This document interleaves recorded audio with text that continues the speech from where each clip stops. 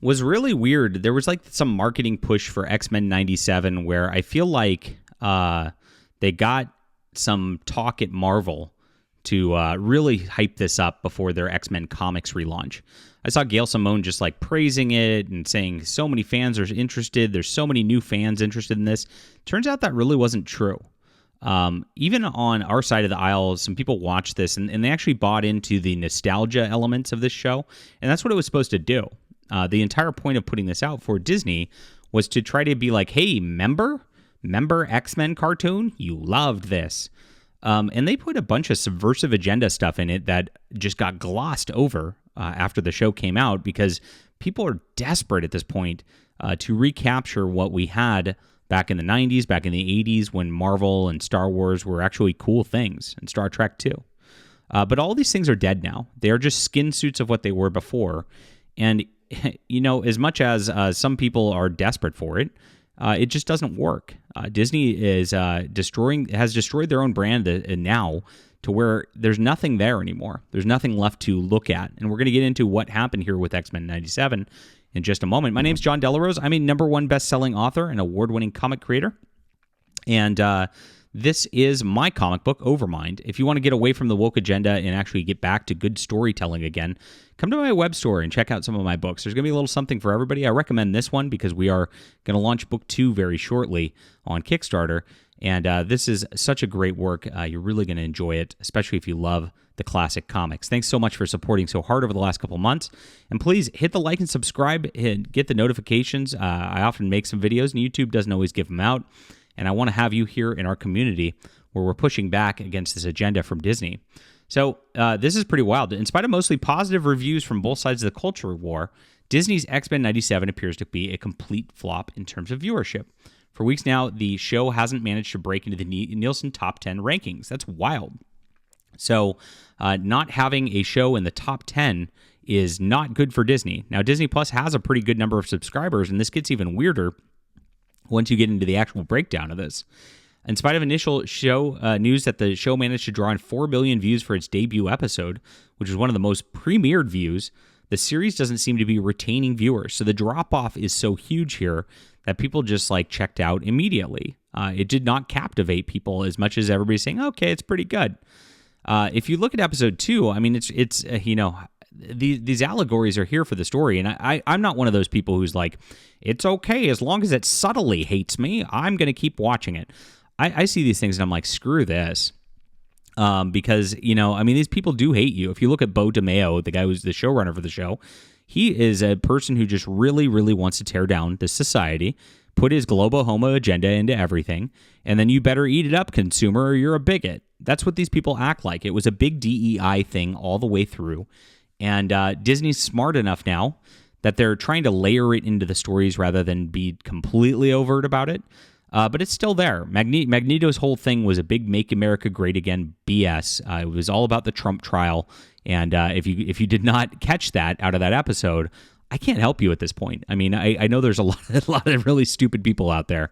I hope you're not one of them. You're probably not. You're watching this channel. But you know, I got to point it out, and I got to call out the people who just like were into this for the consume element. Then they got into Morph in the next couple of episodes, and Morph like made these like homosexual advances towards Wolverine. They ended up in the showers together, and Morph was checking them out. It was creepy. And this is a kid's cartoon, really. And so what the heck are they doing? We know what they're doing. They're trying to normalize this kind of thing. They're trying to normalize these perversions. And then you're expected to gloss over, oh, it was just a joke in the episode. Oh, the Magneto thing wasn't that overt. It was only kind of woke. That's better than the Marvels. Well, I mean, you know, have some standards. The reason that they get away with this stuff, and they have historically in the past and over the past 20 years, is the fact that they've slowly pushed the GEI and ESG to everybody. They were cooking you like a frog to where you just accept it. You got to push back on all of it because a little bit of poop in your ice cream means you have a full, carton of poop. It doesn't matter. There's no good woke. This is not a thing. It just ruins everything. And I think enough people tuned out because they did see it. A lot of people are just like, I'm done with this. And so that's my opinion of what happened here. Now, it doesn't have anything. And the big thing is, no new subscribers came into Disney Plus for this. A lot of people have boycotted Disney Plus over the last couple of years because of all the wokeness through the MCU and in Star Wars.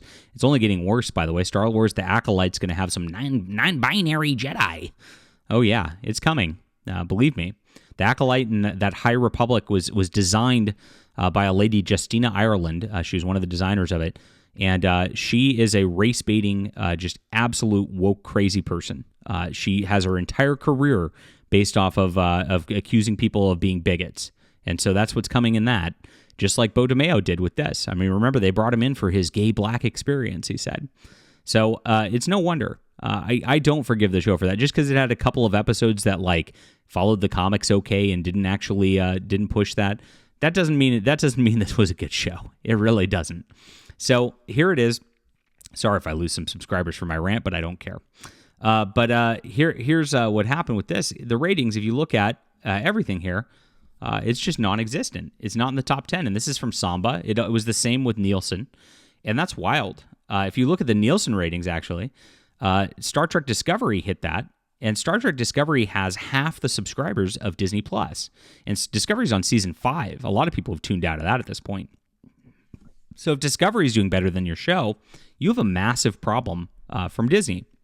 And this all stems from everything that's come before. I mean, I guess it really started with She-Hulk. She-Hulk is when people started tuning out of this thing in earnest. Not only did that show insult the intelligence of viewers like none other, but the Tatiana gal who plays She-Hulk is just an insufferable person who just attacks fans all the time. You get a bunch of people tuning out at that point. They don't come back. It's hard to get that back.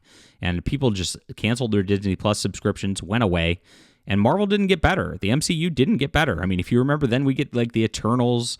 We get Loki, where Loki's like some allegory for a trans person at this point, where he's got his like female Loki. It's weird.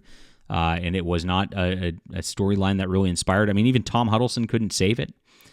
You get the Secret Invasion train wreck, very, very expensive train wreck, and then you get Echo, where they literally pull a gal out of an Amazon warehouse who's never acted before, all because she's Native American and deaf and has a peg leg.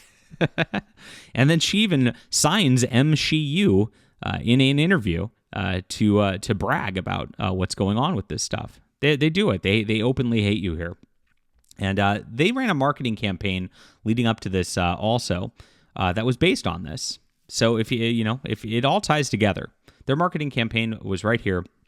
The X-Men will always be symbols for inclusion and diversity. If you're a bigot and you have a problem with that, you're not an X-Men fan and you don't understand the slightest thing about them.